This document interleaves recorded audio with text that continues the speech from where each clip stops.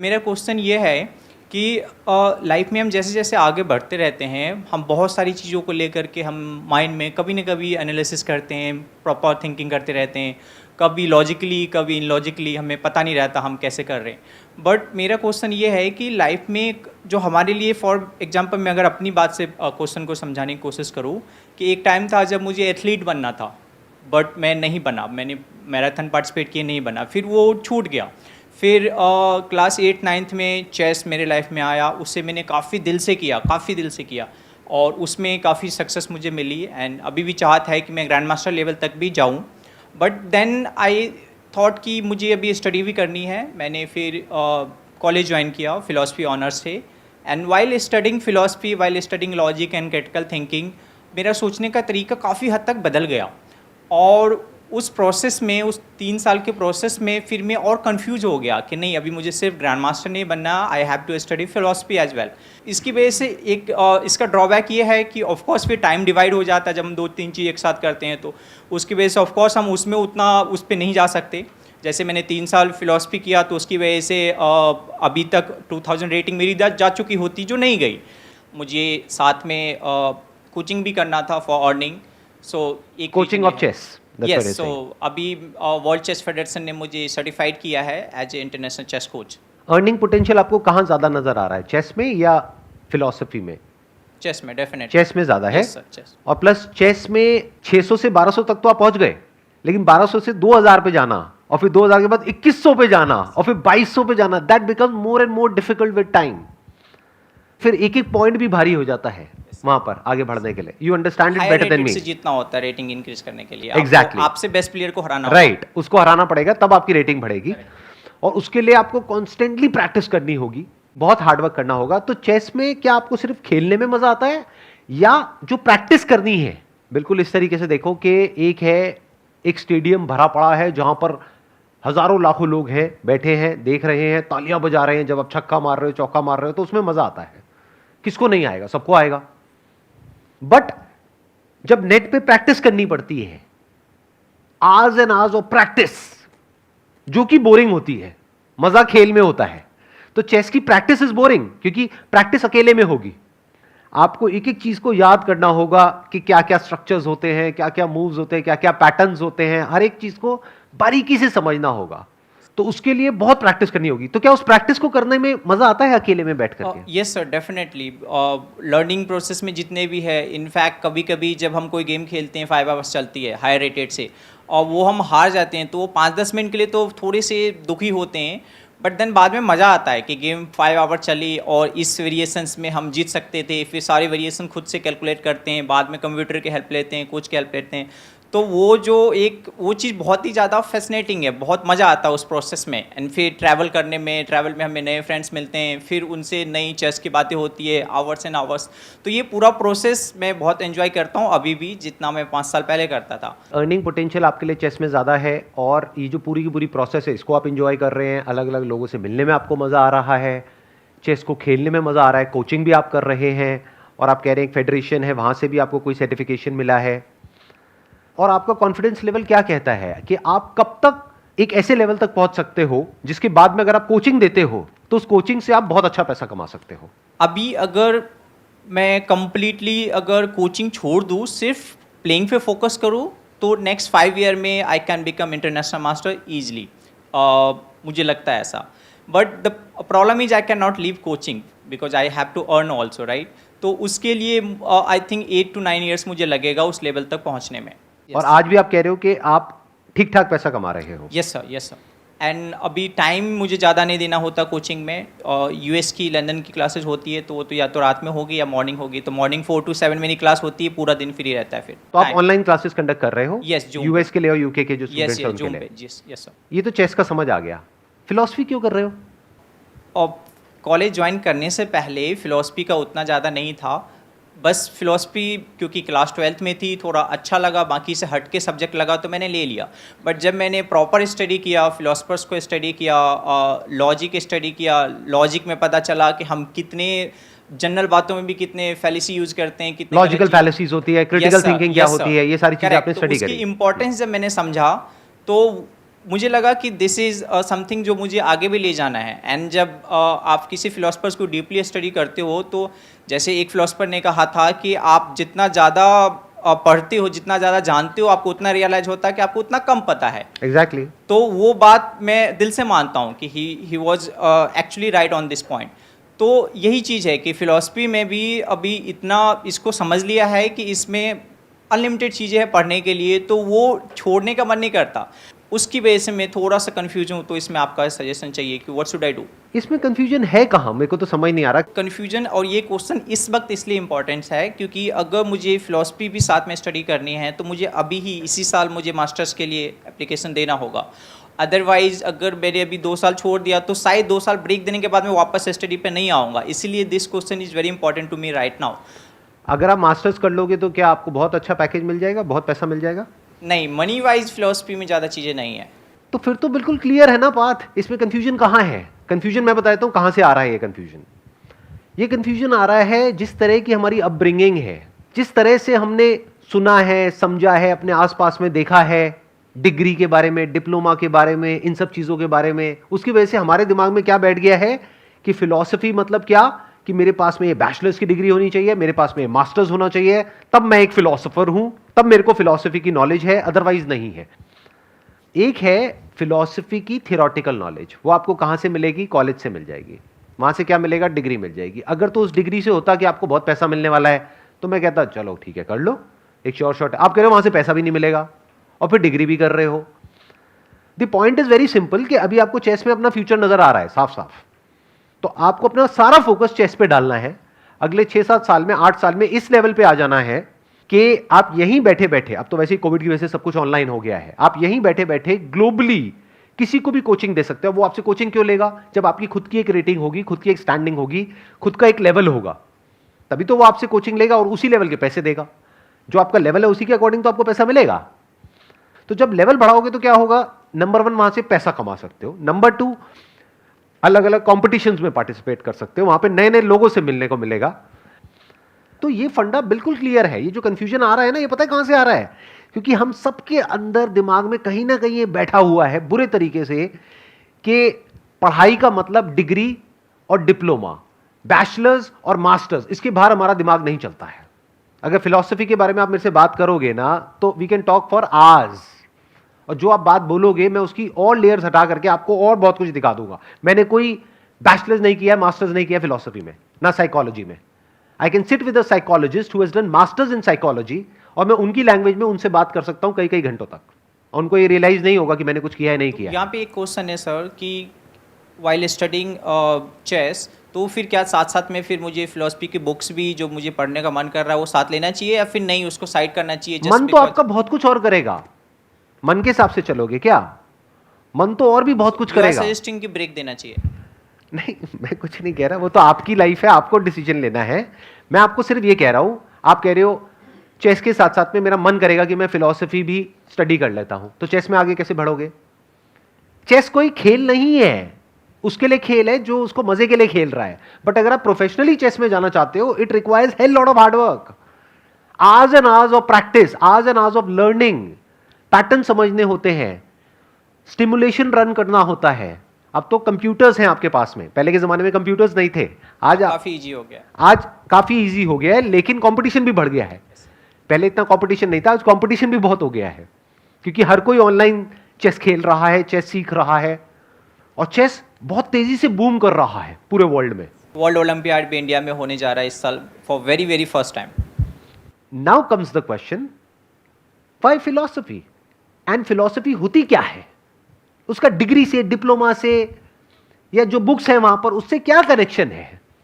Philosophy is all about questioning, it is about inquiry. If you have a curious mind, an inquiring mind, तो आप एक philosopher हो। हां, degree नहीं मिलेगी। अब अगर डिग्री की भूख है तो बात अलग है, बट अगर सीखने की भूख है तो आप 35 साल की एज में सीखो, 40 में सीखो, 50 में सीखो, कौन रोक रहा है? जब चेस में एक लेवल पे आ चुके हो तो साथ साथ में कुछ और भी तो चाहिए ना। तो फिलॉसफी को पढ़ो, और सिर्फ फिलॉसफी को ही क्यों पढ़ना है? हो सकता है आप हिस्ट्री पढ़ो तो आपको उसमें भी इंटरेस्ट आने लग जाए, क्योंकि ये दोनों कनेक्टेड हैं आपस में। फिलॉसफी को समझने के लिए आपको हिस्ट्री को भी समझना होगा, और हिस्ट्री को समझने के लिए साइकोलॉजी को भी समझना होगा, और फिलॉसफी को भी समझना होगा, सब कुछ समझना होगा। और किस फिलॉसफी की बात कर रहे हो आप? Western philosophy? और इंडियन से ज़्यादा तो वेस्टर्न में पसंद करता हूँ, क्योंकि इंडियन में काफ़ी सारी चीज़ें ऐसी भी है जो इलॉजिकल लगती है। अब उसको प्रूव करना एक अलग केस है, लेकिन इलॉजिकल है इंडियन फिलॉसफी में काफ़ी चीज़ें। ये जो हमारा एजुकेशन सिस्टम है ना, ये ब्रिटिशर्स ने बनाया था। किसके लिए? आपके फायदे के लिए या सभी अपने point फायदे नहीं, के लिए? कुछ पॉइंट बताया मैंने जो नहीं illogical नहीं, मैं वैसे ही पूछ रहा हूँ, जी। ये जो एजुकेशन सिस्टम है ये कहां से आया है? ब्रिटिश। ब्रिटिशर्स ने इंट्रोड्यूस किया था ना इंडिया में, अपने फायदे के लिए, क्योंकि उनको चाहिए था रोबोट्स, ऐसे लोग जो यस सर बोले और अपना काम करें, क्वेश्चंस ना पूछे। तो ये जो वेस्टर्न फिलॉसफी की आप बात कर रहे हो, अरे वो सब सुपरफिशियल है। अगर रियल डेप्थ आपको देखनी है ना तो वेद उठा लो। रियल फिलॉसफी इंडियन फिलॉसफी है। जब एक्चुअल में पढ़ लोगे ना पूरी दुनिया की फिलॉसफी, और जब एक्चुअल में उस लेवल तक पहुंचोगे जो फिलॉसफी का एंड है। एक बहुत ही फेमस फिलोसोफर रहे हैं पास्ट में, उन्होंने कहा I think therefore I am. Descartes ने कहा था। डेकार्ट ने कहा था, क्या ये सच है? इसका आंसर हाँ में भी नहीं दिया जा सकता, ना में भी नहीं दिया जा सकता। और अगर मैं अभी आंसर दे दूं तो? अगर अभी हम डिबेट करें और मैं प्रूव कर दूं और यहां पर सारे लोग कहें कि there is no point of questioning left now, it can't be questioned, I will rule it out right now in the next 5 minutes and you will not have any counter argument, तो क्या कहोगे? कहां गई आपकी college की सारी education, और कहां गए आपके ये वेस्टर्न फिलोसोफर्स? अब आपको दिखाता हूं इंडियन फिलोसफी की ताकत। सर, जो डेकार्ट ने कहा था, डेकार्ट ने भी क्वेश्चनिंग को ही इंपॉर्टेंस दिया था। उन्होंने बताया था कि आप हर चीज को क्वेश्चन अरे कर घोचू सकते था वो, किसकी बात कर रहे हो? हो। सर, डेकार्ट को I am not fan of Descartes, I am not fan of Descartes. जो उन्होंने कॉन्सेप्ट ऑफ गॉड को जो माना था, आई क्रिटिसाइज देम। मैं डेकार्ट का फैन नहीं हूँ, लेकिन आप कहीं और जा रहे हो, अभी इसी पे रहते हैं। I think therefore I am, क्या कहना चाहते थे वो वहाँ पे तक पहुँचे कैसे, मैं वही तो बता रहा हूँ सर। बताइए कि सर। उन्होंने ये बताया, जो उन्होंने एक प्रोसेस बताया कि हम हर चीज़ को डाउट कर सकते हैं, लेकिन डाउटिंग को डाउट नहीं कर सकते। तो क्योंकि हम डाउट कर रहे हैं ये हमें पता है, इसीलिए हम उस चीज़ को बोल पा रहे हैं कि हम डाउट कर रहे हैं। तो वो जो डाउट करने का जो पॉइंट है कि वी आर डाउटिंग समथिंग, तो इसका मतलब हम है। So I think because I am, ये उनका कहने का पॉइंट था। लेकिन ये बहुत लंबा है, ये शॉर्ट में एक्सप्लेनेशन बहुत मुश्किल है। फिलॉसफी शॉर्ट में समझाना कई बार मुश्किल होता है। तो उनकी पूरी 6 बुक है इसके लिए मेडिटेशन की, तो वो बहुत लंबा है। बट शॉर्ट में जो मैंने उन 6 बुक्स को मैं अभी 6 मिनट में आग लगा दूंगा। 6 मिनट दोगे मुझे? अब मैं बताऊं आपको इंडियन फिलॉसफी की ताकत। ये आपने करी बात वेस्टर्न फिलॉसफी की, आपने 6 बुक्स पढ़ी उसकी, ठीक है, और अपने एग्जाम्स में जाकर के लिख के आ गए, दैट इज ओके। अब देखते हैं इंडियन फिलॉसफी क्या कहती है। ये पॉइंट बकवास है, I think therefore I am. इसके पीछे चाहे 6 बुक्स है चाहे 6000 बुक्स है। वो लोग जो वेस्टर्न फिलोसोफर्स हैं वो थिंकिंग में जाकर के अटक जाते हैं। वेस्टर्न वर्ल्ड पूरा थिंकिंग में जाकर के अटक जाता है। जो इंडियन फिलॉसफी है, यानी कि जो वेद है, उपनिषद है, वो थिंकिंग को इतना इंपॉर्टेंस नहीं देते हैं। Thinking is just a part of existence. ये जो आई एम है इसका एक छोटा सा पार्ट है thinking. Now what is thinking? आपने कहा डाउट करना, कि लेकिन मैं ये डाउट नहीं कर सकता कि मैं डाउट कर रहा हूं इस वजह से मैं हूं। क्या बकवास बात है। डाउट क्या होता है? What is doubting? डाउटिंग कहां से आती है? डाउट आता है जब माइंड में 2 चॉइसेस होती है। Existence is choiceless. इस बात को आराम से बैठ करके समझना मैंने क्या बोला है। नंबर 1। नंबर 2, आई एम, इसको आप क्वेश्चन नहीं कर सकते। आई थिंक को क्वेश्चन कर सकते हो। अगर अभी मैं आपकी मेमोरी निकाल दूं, याददाश्त चली जाए, उसके बाद आप हो या नहीं हो। लेकिन मैं आपसे पूछूंगा आपका क्या नाम है, क्या जवाब दोगे? मेमोरी नहीं रहेगी तो बताने की कंडीशन में नहीं रहूंगा। थिंकिंग कहां है? नहीं है। Without memory there is no thinking, but you still exist.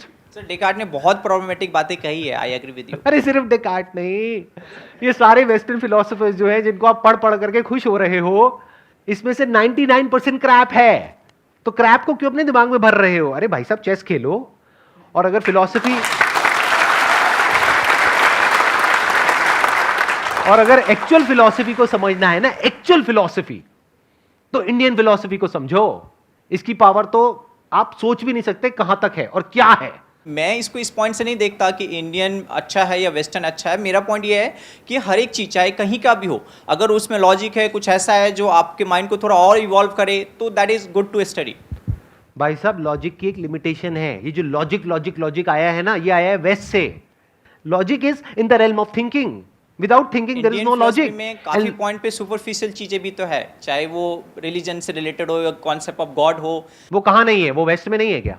वैसे में है, बट पॉइंट इज कि जिस लेवल पे उसको मैं सबकी भावनाओं को कदर करता हूँ, मैं ये नहीं कह रहा हूँ बोलो ना, खुल के बोलो, क्या दिक्कत है? कि हाँ। जब हम किसी कॉन्सेप्ट ऑफ गॉड को लेकर के बहुत ज़्यादा वो होते हैं और उससे सिर्फ वो एक बिलीव नहीं रहता, उसकी वजह से ग्राउंड लेवल पे वायलेंस होते हैं, बहुत सारी चीज़। मैं पोर्शन की बात कर रहा हूँ, जो ज़्यादा पोर्शन है हमारे सोसाइटी में और आजकल भी खासकर, तो एक कॉन्सेप्ट नहीं है, एक गॉड के कॉन्सेप्ट से 1000 गॉड हमने बना दिए, जबकि ये भी मानते हैं कि गॉड से फेक है, फिर भी 1000 अवतार बना दिए, 1000 रिलीजन बना दिए, 1000 चीज़ें बना दिए। सो मेरा पॉइंट है कि एक पॉइंट जिसको हम उस पर हम क्वेश्चन ही नहीं करते, हम बस एक नहीं, हमने इंसान जैसा इमेज बना दिया, हम उसका बस बिना किसी से बस हम पूछते रहते हैं। माय पॉइंट, मैं एक ऐसे लेवल पे हूँ जहाँ पे मैं गॉड को नहीं मानता और मानता भी हूँ, मैं किसी एक कंक्लूजन पे नहीं पहुँचा हूँ कि गॉड है या नहीं है, बट ये मान लेना कि गॉड है और उसके लिए हर वो चीज़ बिल्कुल ब्लाइंडली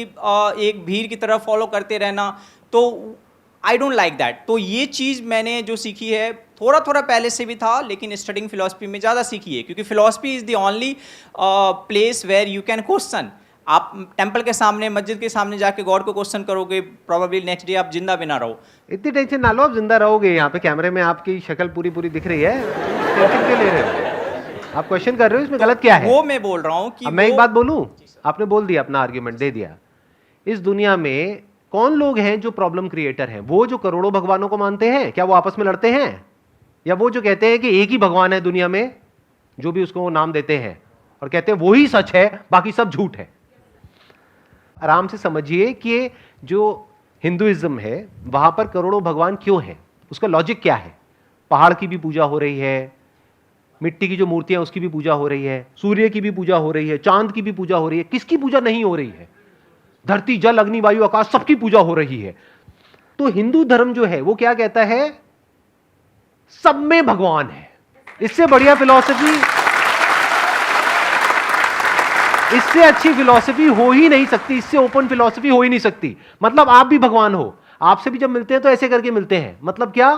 कि आपके अंदर का जो भगवान है उसको मैं प्रणाम करता हूं। आई एग्री सर, बट इसमें फिर ये पॉइंट भी है ना, मैं इस चीज़ से, इस फिलॉसफी के अगेंस्ट नहीं हूँ, मैं उस चीज़ से दुखी हूँ जो इनबैलेंसेज, इस थॉट्स, ये कॉन्सेप्ट ऑफ गॉड जो कि जनरली वैसे जैसे आप समझा रहे हैं वैसे लोग नहीं समझते ना, ज़्यादातर लोग समझाते हैं और वायलेंस क्रिएट होता है। और फिर एक मिनट आपने कहा वायलेंस क्रिएट होता है, वायलेंस की जड़ क्या है? इग्नोरेंस है, इग्नोरेंट होते हैं लोग। अब देखो इसमें कितनी बड़ी लॉजिकल फैलेसी है। अरे भाई साहब, ये जो आपके सारे फिलोसफिकल फंडे हैं ना, सारे हिला दूंगा अभी के अभी। आप कह रहे हो इग्नोरेंस जड़ है प्रॉब्लम की। इग्नोरेंस कभी भी जड़ नहीं होती किसी भी प्रॉब्लम की। Ignorance is not a problem. सबसे ज्यादा इग्नोरेंट कौन होता है इस दुनिया में? एक बच्चा जो अभी पैदा हुआ है, he is ignorant even of his own name. Is he a problem? तो ignorance is not a problem, wrong knowledge is a problem. Animals are ignorant, they are not a problem, right? You agree? Animals के लिए हम problem है, इंसान problem है। अगर animals से पूछोगे ना कि हां एक शैतान की शक्ल बनाओ, तो पक्का इंसान की जैसी होगी। और हम एनिमल्स की पूजा करते हैं, क्यों?